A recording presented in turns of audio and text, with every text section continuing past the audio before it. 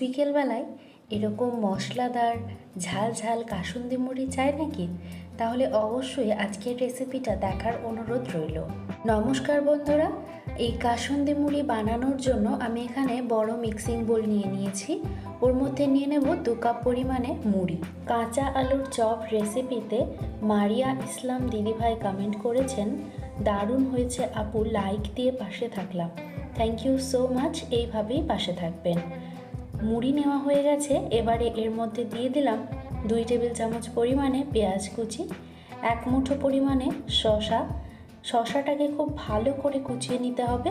তারপর দিয়ে দিচ্ছি 1 টেবিল চামচ পরিমাণে ধনেপাতা কুচি, দিয়ে দিলাম 1 টেবিল চামচ পরিমাণে টমেটো কুচি, টমেটোটাকেও খুব ভালো করে কুচিয়ে নিতে হবে। আর দিয়ে দিলাম 2টো কাঁচা লঙ্কা কুচি। আপনারা চাইলে কাঁচা লঙ্কার পরিমাণটা বাড়িয়ে বা কমিয়েও দিতে পারেন।